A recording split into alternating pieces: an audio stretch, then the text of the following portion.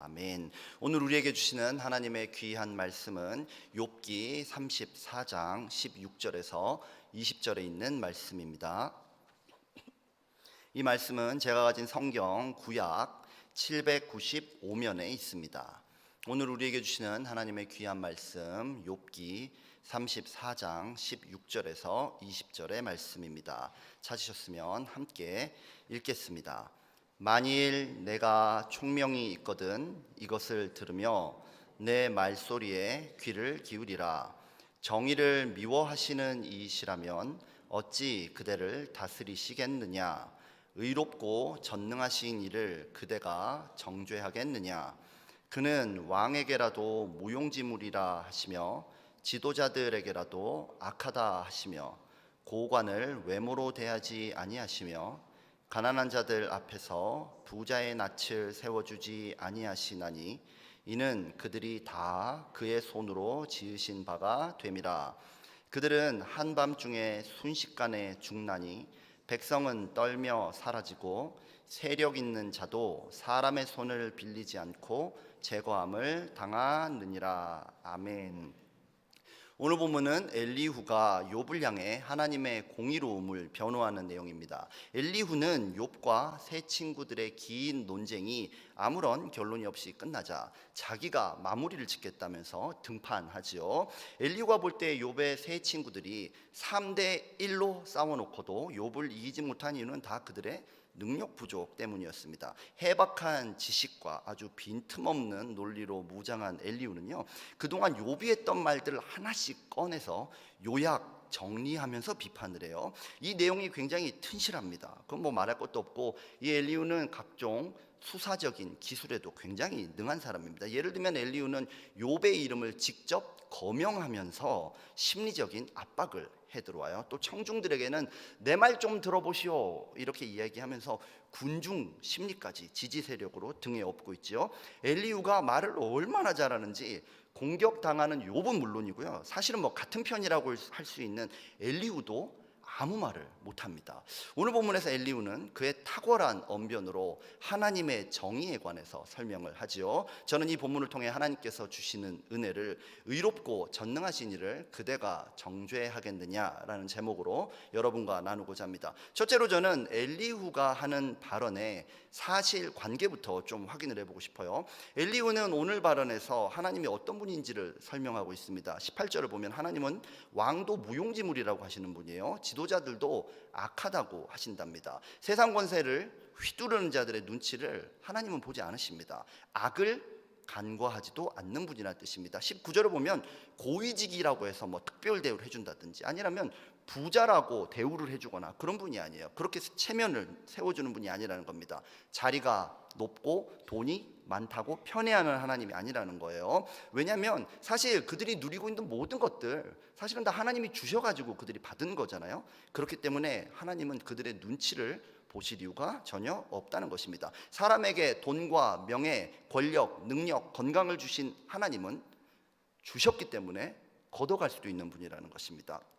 더 나아가 사실은 그들의 존재 자체가 하나님이 창조한 것 아니겠습니까? 하나님이 주인이시잖아요. 무엇보다도 이제 20절을 보면 하나님은 생명을 취할 권리도 갖고 계시고 능력도 갖고 계십니다. 아무리 잘난 사람, 뛰어난 사람, 훌륭한 사람도요, 하나님이 생명을 딱 걷어가시면 그가 누리던 모든 것들 아무 쓰잘데기 없어지고 먼지로 돌아갈 뿐입니다. 하나님이 절대 주권자, 주인이기 때문입니다. 여러분들은 엘리후의 이러한 하나님에 관한 진술을 어떻게 생각하십니까? 동의하십니까? 네, 아멘. 사실이 맞지요. 이거는 분명한 사실입니다. 엘리후의 지금 이 발언은 사실 유대 전승 지혜의 최고봉이라고 할 수 있어요. 결국 지혜란 무엇입니까? 인간의 유한함을 시인하는 것이 지혜입니다. 세상의 지혜는요, 인간이 무엇을 할 수 있다 이렇게 말하는 것이지만 믿는 이들에게 최고의 지혜란 나의 연약함을 인정하는 것입니다. 내가 가진 모든 것들이 하나님의 것이고 내가 누리는 모든 것들이 하나님의 은혜이며 나의 호흡 한 번까지도 하나님의 돌보심 아래에 있는 것, 그것을 꼭 믿게 되시기를 부탁드립니다.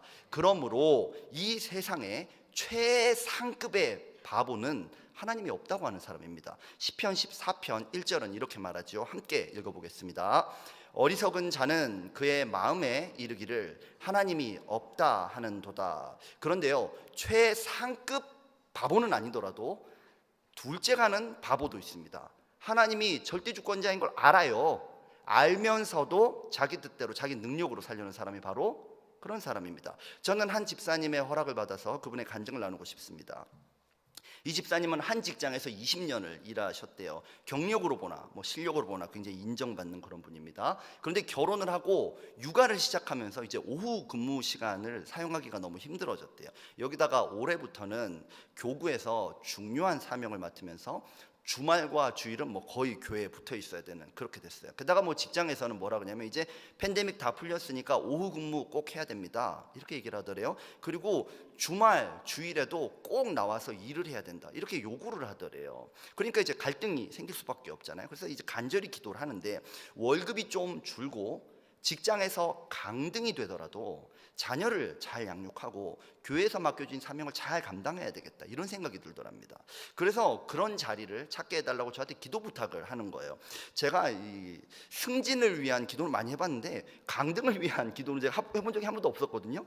그렇지만 일단 부탁을 하니까 열심히 기도를 하면서도 하나님, 저분의 자리가 낮아지고 월급이 되게 하나님 앞에 좀 이렇게 굉장히 어색한 그런 기도를 드렸어요. 그분의 구역에서도 열심히 기도를 했다고 합니다. 그렇게 몇 달이 지났어요. 그리고 그분이 엊그제 새벽 예배에 나온 거예요. 그리고 이제 같이 왔으니까 또 같이 기도를 했죠. 근데 갑자기 그분이 뭐라 그러냐면, 목사님 저 드릴 말씀이 있습니다, 그러는 거예요. 세상에 새벽에 갑자기 나와가지고 목사님 드릴 말씀이 있다 그러면 가슴이 철렁 내려앉는 거예요. 또 무슨 일이 있었나 그랬더니 그분이 지금 다니고 있는 그 직장의 현 직책에 사표를 쓰게 됐다는 겁니다.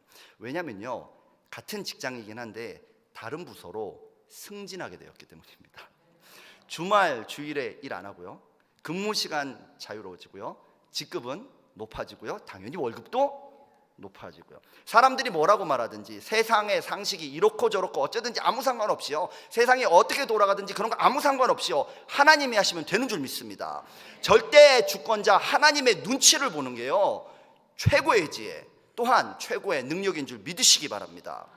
이렇게 우리는 엘리후 발언의 사실 확인, 팩트 체크를 여러분과 함께 해보았어요. 그러나 저는 여기서 멈추지 않고 둘째로 엘리후 발언의 진실, 그러니까 사실 너머에 있는 진실도 확인해야 할 필요를 느낍니다. 왜냐하면 엘리후가 지금 이 말을 하고 있는 배경 때문이에요. 엘리후는 오늘 본문에서 전능하신 하나님은 공의롭게 행하신다는 사실을 말하고 있지만, 하나님이 공의롭다고 말하는 이유가, 그 의도가 뭐냐면요, 결국 욥은 네가 저지른 죄 때문에 그 심판받고 있는 거야, 이렇게 주장하기 위함이잖아요. 그의 말의 텍스트만 보면 사실이에요. 그런데 그 텍스트 뒤에 있는 컨텍스트를 보면 그의 말은 분명히 진실되지는 않습니다. 엘리후는 보면 16절에서 만일 내가 총명이 있거든 이것을 들으면 내 말소리에 귀를 기울이라 라고 합니다. 너 생각 있냐? 딱 보면 모르겠냐? 이렇게 우리를 도발하고 있죠. 또 한국 사람은 이런 얘기 들으면 못 참잖아요. 그래서 우리도 한번 끝까지 쫓아가서 따져보려고 합니다. 본문 17절을 보면 정의를 미워하시는 이시라면 어찌 그대를 다스리시겠느냐? 의롭고 전능하신 이를 그대가 정죄하겠느냐라고 하죠. 만약에 하나님이 정의를 미워하고 불의를 용납하는 분이라면 욥 너를 그냥 뒀을 거야. 그런데 그분은 정의롭다, 그분은 전능하셔, 그러니까 너에게 지금 벌을 주고 계신 거야. 이게 엘리후의 주장의 핵심입니다. 엘리후는 확실히 욥이 죄를 저질렀다고 보고 있어요. 근데 이 생각은 욥의 친구들도 사실은 동일한 생각이죠. 욥이 죄를 저질러서 고난을 당하고 있다, 이렇게 보고 있어요. 근데 여기 다른 점이 하나 있습니다. 욥의 친구들은요, 욥이 무슨 죄를 저질렀을 것이라고 추정하면서, 왜냐하면 욥이 죄를 저지르는 장면을 직접 못 봤잖아요. 추정하면서 너는 죄인일 거야 라고 말한다면, 이 엘리후는 진짜 보통 사람이 아니에요. 엘리후는 증거를 딱 제시합니다. 내가 목격했어. 뭘 목격했냐면 욥이 하나님께 반항하는 말을 한 것을 듣고 보았다는 겁니다. 참 놀랍죠. 명백한 증거 자료를 제시하고 있는 겁니다. 쉽게 말씀드리면 이거예요. 하나님에 대한 명예훼손죄. 엘리후는 오늘 본문 앞인 욥기 34장 5절에서 욥이 말하기를 내가 의로우나 하나님이 내 의를 부인하셨고 라고 증거를 제시하고 있어요. 실제로 욥은요, 친구들과 논쟁을 하면서 너무 답답하고 너무 괴로우니까 하나님께 울부짖으면서 따진 적이 있잖아요. 하나님께 잠잠히 순종하고 잘못을 반성하기는커녕 적반하장으로 하나님께 따지고 도전하다니 이 명예훼손죄를 범한 자야, 나는 그 증거를 잡았다. 이게 엘리후 참 무서운 사람들입니다. 하나님의 명예를 훼손하고 불경죄를 저질렀으니 네가 죄인인 게 너무나 분명하다. 욥은 의롭고 전능하신 하나님을 정죄하고 모욕했습니까? 아니에요. 욥은 그분 앞에서 자신의 마음을 드러내고 토로하고 울부짖고 기도한 것 아니었습니까? 구약의 선지자들 가운데요, 고난을 많이 당한 예레미야는 예레미야 20장 7절에서 내가 하나님 시키는 대로 했다가 이 꼴 됐습니다, 이렇게 한탄하고 있습니다. 히브리 원어에서는 뭐라 그러는지 아세요? 하나님이 나를 속이지 않으셨습니까? 이렇게까지 얘기를 해요. 고난 속에 있는 다윗은 시편 13편에서 이렇게 말합니다. 하나님 날 잊어버리셨습니까? 원수 앞에서 이게 무슨 망신입니까? 이런 말을 듣는 하나님의 심정은 어떠셨을까요? 이 나쁜 놈들아, 그러셨을까요? 아니요, 그렇지 않습니다. 욥을 포함하여 예레미야든 다윗이든 그들의 공통점이 무엇인지 아세요? 그들은 하나님의 반대편에 서서 하나님께 따진 사람들이 아닙니다. 그들은요, 하나님 편에 서서 하나님을 믿으면서 하나님의 개입을 간구하고 있는 거예요. 하나님의 아들 예수님은 자신이 십자가에서 죽을 것을 아셨습니다. 온갖 멸시천대 조롱을 받을 것도 아셨습니다. 그러나 그날이 되자 겟세마네 동산에 가셨고요, 만일 아버지의 뜻이거든 이 잔을 내게서 옮기시옵소서라고 간절히 기도하셨죠. 무려 3번이나 기도하셨습니다. 마태복음 26장 38절에서는요, 내 마음이 매우 고민하여 죽게 되었으니 라고까지 말씀하셨어요. 죽고 싶을 정도로 슬프고 힘들었단 말입니다. 우리는요, 예수님이라면 용감하고 의연하게 하나님 아멘 하고 십자가를 지셨을 줄 알지만 그렇지 않았다는 얘기예요. 너무나 십자가가 싫어서 무려 3번이나 죽어라고 기도했다는 것입니다. 우리는 이 악한 세상에서요, 하나님의 뜻을 순종하는 일 참 어렵지요. 그런데 그것은 분명 고난이에요. 힘든 일이 맞아요. 그렇지만 우리의 경우는 어떠냐면요, 그 고난을 견디는 동안 문제는 있어도 그 고난의 자리에서 나와 함께 하시는 하나님이 느껴지게 되어 있습니다. 순종하면 힘들어요. 그런데 하나님의 은혜가 더 크게 느껴진다는 겁니다. 하나님이 주시는 위로가 더 분명해져요. 그게 바로 순종의 축복 아니겠습니까? 근데 예수님은 반대셨어요. 십자가란 무엇입니까? 예수님이 온 인류, 저와 여러분의 죄를 지고 죄덩어리가 되는 고난입니다. 예수님은요, 하나님께 순종할수록 하나님과 더 단절돼 버려요. 하나님께 순종할수록 죄에 잠식되어서 하나님을 더 대적하는 죄인이 되어버린다는 것입니다. 예수님은 지금 이게 두렵고 싫고 피하고 싶은 일이라는 거예요. 더 순종할수록 죄인이 되어버리는 역설. 의롭고 전능하신 하나님의 아들이 죄인인 우리에게 정죄당하는 아이러니. 그러나 예수님은 순종하셨고요, 마침내 침묵과 어두움, 죽음을 깨뜨리는 부활의 승리자가 된 줄 믿습니다. 이 승리가 우리에게 의미하는 것이 무엇일까요? 우리의 인생이 아무리 슬프고요, 아무리 답이 없고 아무리 기가 막혀도 온전한 순종으로 완전한 죄덩어리가 되어 날 위해 죽으신 예수님의 이름을 붙든다면요, 하나님의 어떤 침묵 속에서도 하나님의 음성이 들리고요, 하나님이 없는 것 같은 어떤 흑암에서도 하나님의 얼굴이 보인다는 것입니다. 이것은요, 엘리후는 깨닫지 못하는 하나님의 진실이에요.